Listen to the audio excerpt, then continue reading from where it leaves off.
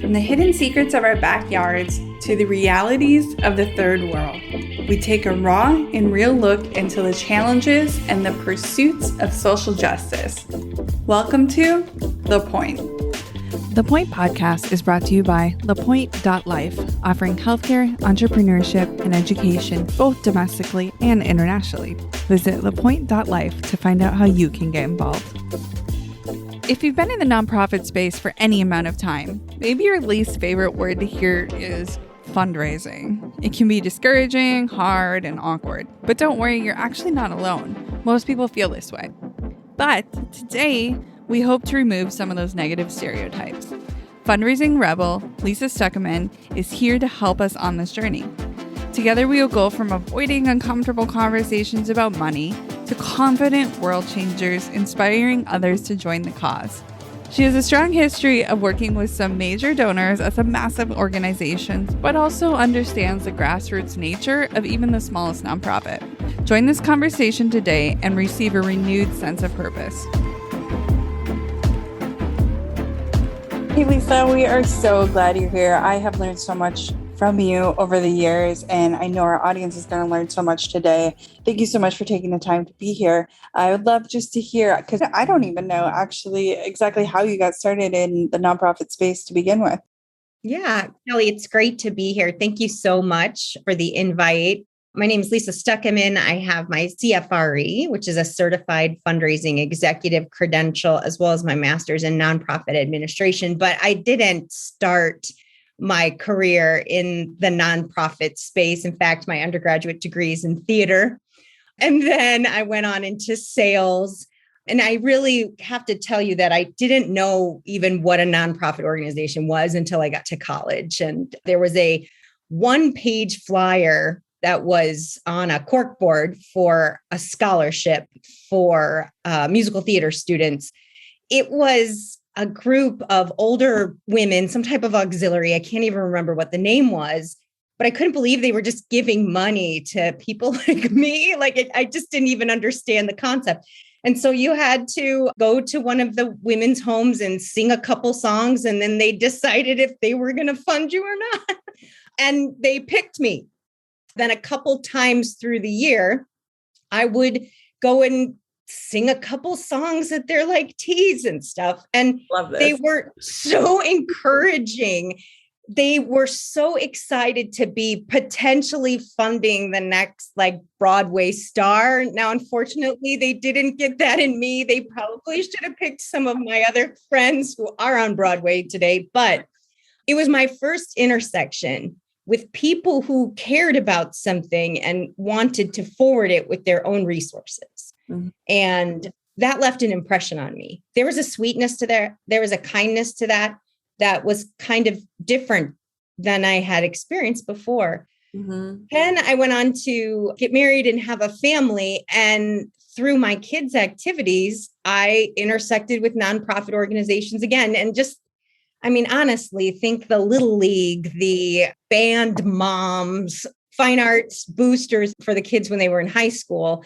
And because I tend to have some leadership gifts, I was invited to be on the board, and I started to see how these things worked and that they needed to do fundraising in order to provide the scholarships to the students or have special experiences for the students. And I started working at my church and saw that that was a nonprofit organization as well, and became very interested in it. I was having some great success and enjoying it, but I had this whole street smarts, book smarts issue. I felt like I was good on the street, but I didn't really know why. And so I decided to go back and get my master's at that time.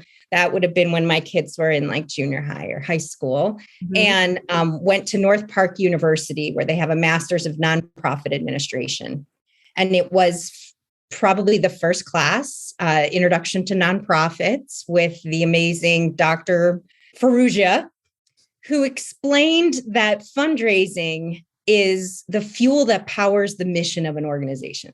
Mm-hmm. And I remember sitting there thinking, man, if you could do that, that would have to be really rewarding to know that you were actually making a mission possible because you helped to raise the funds. And I got hooked at that point and then went on to do pretty much every frontline fundraiser job, annual giving, major giving, events, planned giving. And now I'm in leadership. I'm the Vice President of Philanthropy at New Life Solutions on the West Coast of Florida. Wow, that's so fun. I love that journey. And you're right. I think a lot of our listeners were in the nonprofit world, and it's a good reminder to think like some people don't even understand like nonprofits at all, or might not even know that you're in a nonprofit, right? Like the Little League or the band, or, like that's an interesting concept to think about, that we need to like step outside our own worldview for a while to really understand how we can reach people who want to get connected to what we're doing. Correct. I think some people are really fortunate that the mission of doing good was planted in them at some point, right? And then over their lifetime, it comes to be. And then there's those who want to come around that, because not everyone has the idea. Not everyone. That's a very special posture. But then there are those of us who come around and go, wow, that's amazing. I never had that thought. But there's part of me, of my wiring, that tells me that there's an injustice in the world and I want to fix it. And you are someone who is going to fix it. So I'll get behind you. And those are some important pillars, some important philosophies of the nonprofit organization. And that's part of what sets us apart from the for-profit world. That's good. So a lot of our listeners, as I mentioned, are working in nonprofit space. A lot of our listeners have their own nonprofit. Maybe they've seen a gap in service, whether it be international or local. A lot of us who work in this space have burnout or donor fatigue. So tell us a little bit about like maybe even like when you started doing this, what your belief about donors were and how you started that connection. And then after years of doing it and being successful at it, share some of those tips with us. I so appreciate the question, because I think it's right in this intersection where your organization will rise and fall on fundraising thoughts and practice. And so it's an excellent question, Callie. Okay, so when I started in fundraising, I think I probably had the same thoughts as a lot of the listeners of we've just got to go in and just ask, man. You just got to like be courageous and just ask for the money, okay? You have to ask for big numbers, right? If you didn't ask for the biggest number you've ever thought of, that was a totally unsuccessful lunch. Okay, fundraising is the complete opposite of that. The reason that feels uncomfortable is because it's wrong, right? When we get in situations in life that make us uncomfortable, I mean, some of the time it's stretching us, but most of the time it's because we're not in the right place, okay? We're lost. It feels uncomfortable. And that's part of that philosophy, that is that initial philosophy that many people have. Here's where it's different. A moment ago, I mentioned that I believe every person is wired with an injustice they want to see made right. And that nonprofit is working to see it be made right. The intersection of that donor with that nonprofit brings incredible joy to the donor, because they're going to be able to see purpose in their life walked out through the partnership with your nonprofit. They can't do it themselves. The perfect example is, okay, food insecurity in Haiti, right? You and I have both been there. And you go there and it's terrible. It's absolutely terrible. And you want to see that made right. That's an injustice. Everyone should have food. But me here on the West Coast of Florida, if I go to Publix and get a grocery cart and I fill it up with all the food I can, and then I push that grocery cart next door to the FedEx store and say, can you put this in boxes and ship it to Haiti? They will tell me, no, I cannot do that. So how can I get my food to Haiti? Because I have this injustice and I want to see it made right. Like I cry about it. What do? Well, I have to find that nonprofit that is feeding people in Haiti or has connections to feed in Haiti. And then I get in partnership with them. And that's how that injustice is worked to be made right. And I go along the journey with you. I see the good, the bad, and the ugly. And then when I'm able to help make something happen, it brings me great joy as a donor. That is called donor centricity. So when I'm centered on that passion in the donor and trying to find a way to make a match with the work that the nonprofit's doing, that's the mindset that will turn your fundraising department upside down. That is where it becomes fulfilling for you as a leader in a nonprofit organization as well, because you see the great joy that it brings. That's very different than go in and ask for the biggest number. Instead, I'm going in and I'm having a conversation with the donor. I'm saying, tell me why this is interesting to you. I mean, the work that I do is absolutely crazy. I cannot believe that you care so much. Tell me about it. And then that conversation will naturally lead to, well, how can I help you? We both agree this is a problem. How can I help you? And then that's when we start to say, well, we have this we need help with, or we're not going to make our budget this month. Can you help? That's a very different conversation. And I think within that, does that mean we also have to be okay with people not being interested in what we're doing? Right. And it actually gives freedom for that to happen. So Andy Stanley says that people give to what breaks their heart and what they're grateful for. So let's walk that out for a second. So one of the examples that he gave was we give to what we're grateful for. So like if your kids grow up and go to college and they grew up in the church, and then when they go to college, they decide to continue to go to church. And it might be a church that you've never been to before, but the fact that that church has welcomed them, they might feed them one day a week and the kids are going to church. You might be really grateful for that. So out of your gratefulness, you would want to support that financially, naturally. It's a church you've never even been to before, but you're grateful for it, right? Or you can use what breaks your heart in regard to maybe you've had someone in your family who passed away to a certain medical condition, right? Parkinson's, say. And it breaks your heart to think of anyone else on the planet having to go through what your family member went through with Parkinson's. So you give to the Parkinson's foundations or nonprofits. When someone comes up to you and says, well, hey, I'm involved in this cancer nonprofit. Would you be interested in coming to the gala? I mean, you might go because it's your friend, but you're not going to have a long-lasting relationship with that because it doesn't break your heart the way Parkinson's does.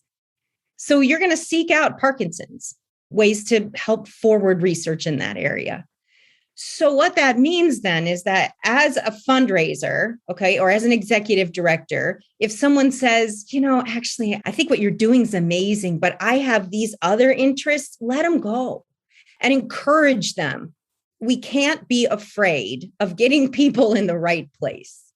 They'll stay longer and their giving will increase over time. So it's simple, but I think there's a lot of freedom in there. We give to what we're grateful for and what breaks our heart. That's so good. We give to what we're grateful for and what breaks our heart. It's so good to remember. I think we can get caught up, in feeling like we have to convince people sometimes. So how do we fundraise? Like, what are the ways that we do it? I mean, we have walks, we have 5Ks, we have, Facebook fundraisers. What are some things that you've seen bring success over the years? Right. Okay, so don't you so want me to tell you, you have to do this one thing and I'm not going to tell you that. Okay, we got to back up a little bit. We have to take a second and do a little bit of data mining. So whether these organizations have any type of CRM or just the most unorganized Excel spreadsheet ever made, okay, where they're keeping track of their donors, I really encourage them to look at this data and do something called segmentation, right? And we want to find out different levels of givers within the donors we already have. How many monthly donors do we have? If there's an answer of no to these categories, it's okay. But how many monthly donors do we have? How many donors give $100 cumulative every year? How many donors give 1,000 cumulative every year? How many donors give 10,000 cumulative? Or set whatever levels and start sorting that spreadsheet and see what comes up. How many donors have given for 1 year? How many donors have given for 5 years? how many donors have given for 10 years. And we want to kind of see their allegiance to our organization and their behavior to the organization. We have to do that first. We need to find who our annual giving group is, our major giving group. You can define those however you want. Once you know who those groups are, then you'll know the activities to reach them. Not everybody wants to go to a gala. Not everybody wants to walk or run or marathon run. Not everybody wants to do a peer-to-peer. We need to know who our people are. Even if we only have 100 or 50, we still need to know who they are so we can be efficient in the activities that we do. Perfect example of this is Giving Tuesday. I'm going to tell you what, that thing drives me crazy. Okay. Drives me up a wall. Because if you don't participate in Giving Tuesday, it looks like you don't need money. That's offensive to me. Okay. Second of all is Giving Tuesday, usually not very productive at all. Maybe you'll get $100, but there's always one story of somebody who got $150,000 through it. And so it's like the urban legend of it lives on and on. Don't do the activities your donors don't want to do. Again, going back to donor centricity, let's figure out what they want to do. Let's ask them, hey, would you like to go for coffee? Hey, do you like it when I write you a letter? Hey, do you do peer-to-peer? Let's send a survey monkey and find out. We don't have to guess. It doesn't have to be like pop quiz. It doesn't have to be like a guessing. The more we ask, well, there's a really important phrase here. If you want money, ask your donors for advice.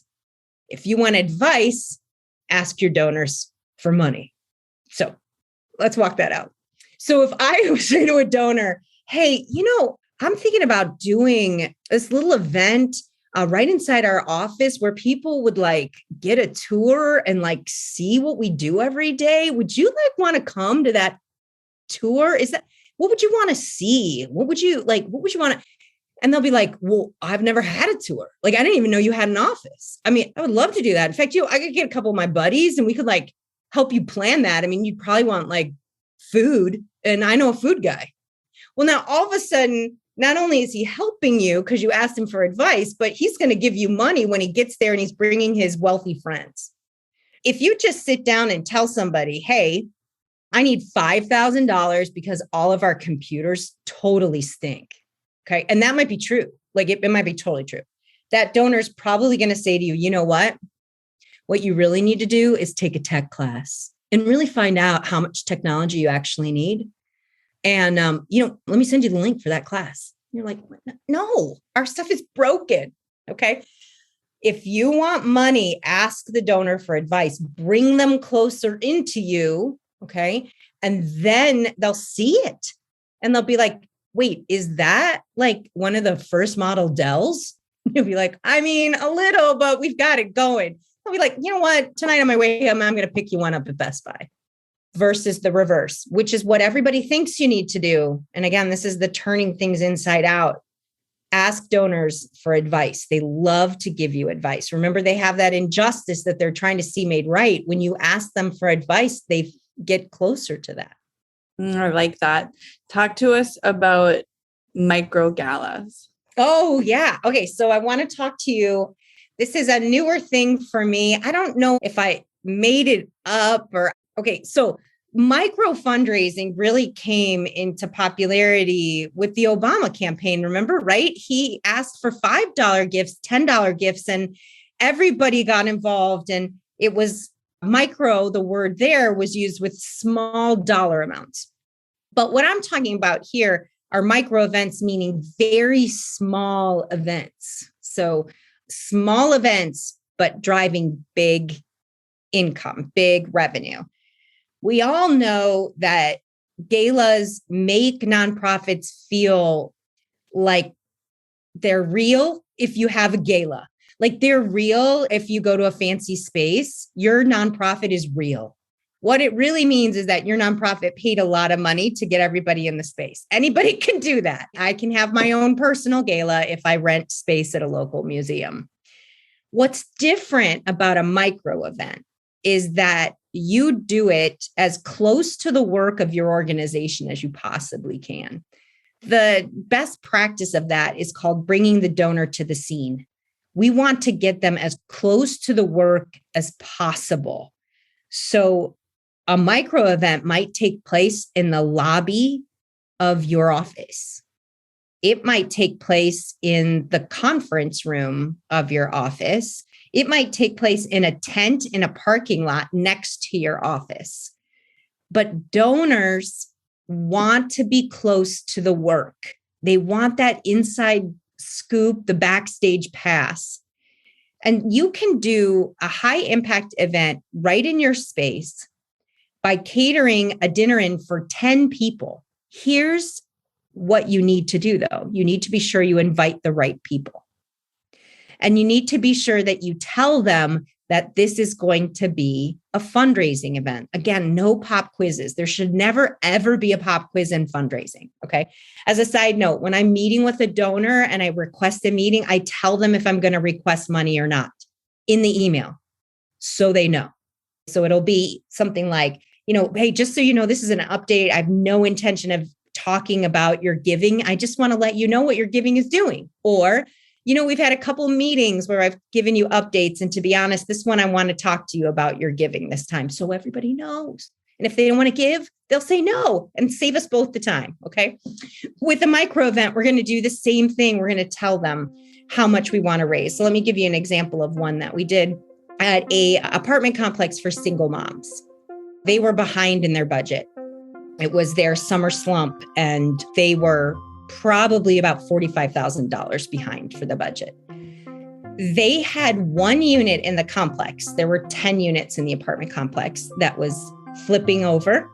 And in the flipping over, that meant that there was going to be a few days when there wasn't a resident there. So they did this micro event right inside of the apartment. They brought in 3 round tables and got a caterer, and they actually had dinner in the living room of the apartment. Here's where it got really special. On the invitation, it said, please join us for an elegant dinner in apartment 2A. At the bottom of the invitation, it clearly said, help us get through our summer slump. We need to raise $45,000. Please join us this evening. None of the donors that were invited had ever been in the apartment before. You would never invite a donor to come into an apartment of a single mom while she was living there. That is just inappropriate and disrespectful, right? But having them inside there when the mom wasn't there, or the kids aren't there, where they've moved out, and you can give a tour and you can show this is the mother's. Sometimes there's a small bedroom and there's a large bedroom. Sometimes the mom takes the small bedroom so the kids can have the bigger room to have a play space. Or, we replace the appliances every time we flip a unit so a mom can have the best she possibly can. It was incredibly emotional, and it was unbelievably effective. The ask at the end of the dinner was very clear and very strong. I will tell you, when you do a micro event, you need to be brave because you're going to be standing 3 feet from the people that you're asking.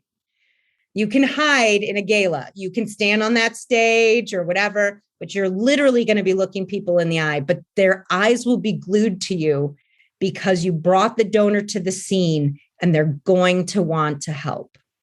The cost of doing a micro event is minuscule compared to what a gala costs. You're using space you already have. If you're cater, you're going to do it for 10, 20 people. It's not like 500 people or whatever you have in your head when you think about a gala. The entertainment's already there because they're in the space. They wouldn't want to hear a guest speaker. They want to hear you. These micro events, I think they're really fascinating, and they put a lot of good fundraising practice into play.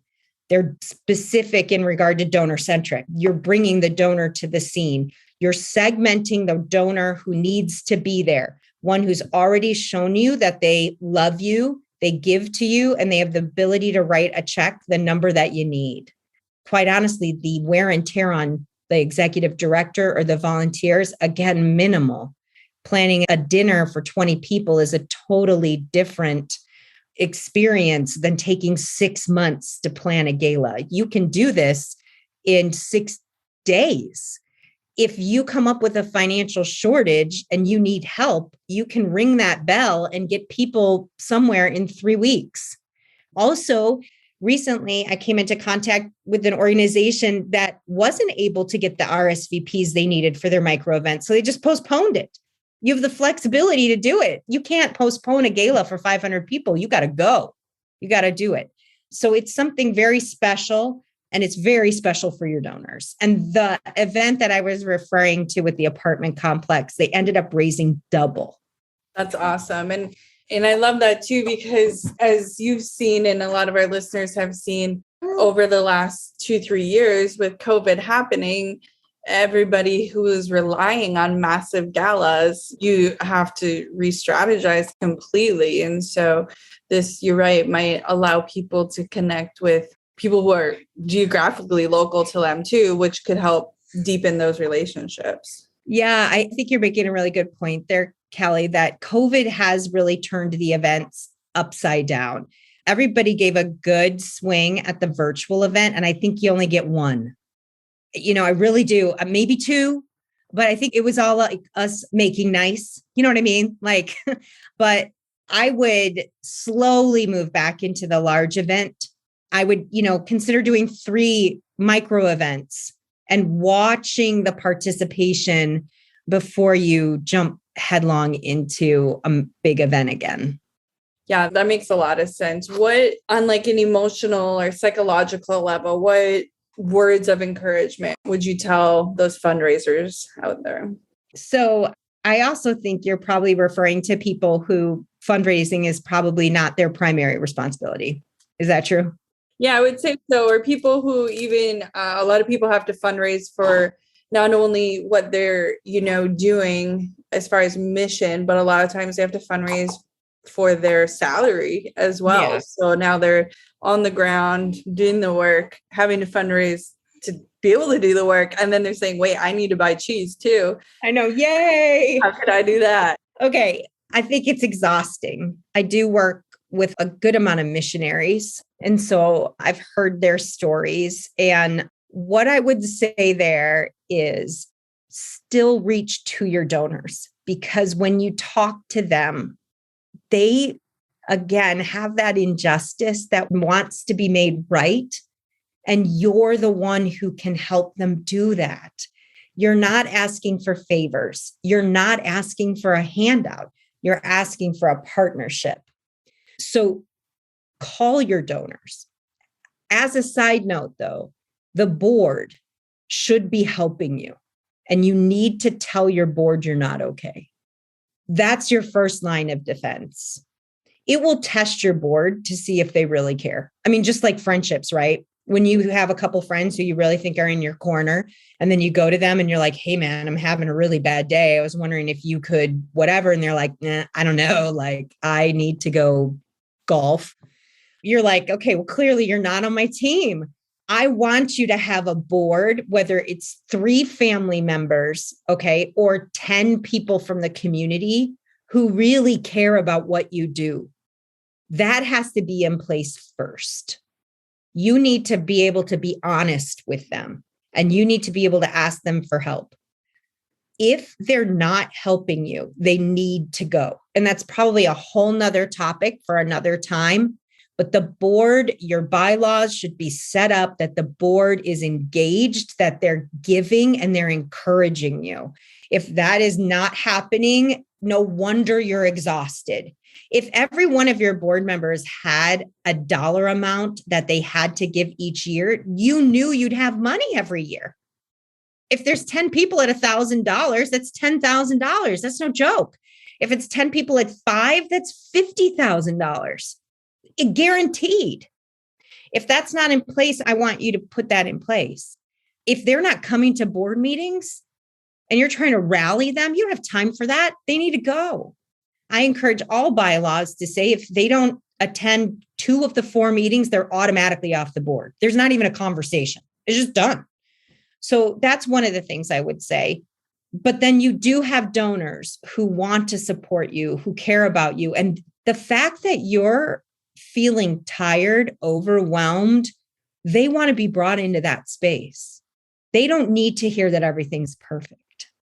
They want you to be honest, just like regular people. Donors are regular people. maybe that's the biggest takeaway from today. They're regular people. They care about people. They have passions and interests, and they want to have community. Yeah, that's good. I've read it in book a few times. You say like your donors are adults. Talk to them like adults. And you're right. We think we have to like hide things or make it very corporate when the work we do is not always corporate. It's messy and it's complicated. Yeah. So somebody's listening to this and they are, it's striking some chords with them. They're wanting to connect with you. Tell us about how they would go about doing that and what types of services you offer. Yeah, sure. Okay. So the first thing I would say is I have a Facebook page and a LinkedIn page under Fundraising Rebel, Lisa Stueckemann, Fundraising Rebel. And I put up vlogs. It's pretty, once a month, once every other week or something like that, where I'll talk about leadership. I'll talk about fundraising. I'll talk about things that I'm seeing, because while I am in a leadership position, I still have my own portfolio. And that's really important for me to always be a practitioner. So I heard no this week too, by the way. I heard yes. We tried some things that didn't work this week. So I'm feeling it as I go. These aren't just like memories, it's fresh. And so as I go through the week, I'll be like, gosh, I bet other people might want to hear this. And so I'll throw up some type of vlog. And so you can definitely do that. And then through those same platforms, you'd be able to reach out to me. I love to talk to any fundraiser. So if you want to talk about any of these things, let's just jump on the phone and have a chat. If it leads to more in regard to some type of consulting or me walking with you through a project, that would be great. But please don't be stuck. Reach out if you need help. The work that you're doing is too important. And we need you. So that's what I'd say. Otherwise, you can just email me at Stueckemann, which is Stueckemann at iCloud.com. Awesome. And I'll put those links in the show notes as well. We covered a lot of different topics today, and I'm grateful. I feel encouraged. But what is one thing you'd want listeners to take with them from this conversation? Yeah. It's very similar to the theme that we've had throughout, and that as someone in the nonprofit organization who has a passion to see something wrong made right, you are giving great purpose to what you're doing to make the wrong right, but you're also bringing great purpose to the individuals who partner with you. You are actually giving them greater purpose in their life. And so don't stop. Keep going, because you will see great things in the work that you do, but those donors are going to find great joy in what they do. And that will bring you encouragement as well. That's awesome. Thank you, Lisa. It's great to be here. Thanks, Callie. You can get in touch with Lisa through LinkedIn at Lisa Stueckemann, Stueckemann, and at her email, lstueckemann@icloud.com. We will have those links in the show notes as well. Be sure to follow us and stay connected for all future episodes at lapointe.life. Thank you so much for joining us today. And until next time, keep on fighting for justice.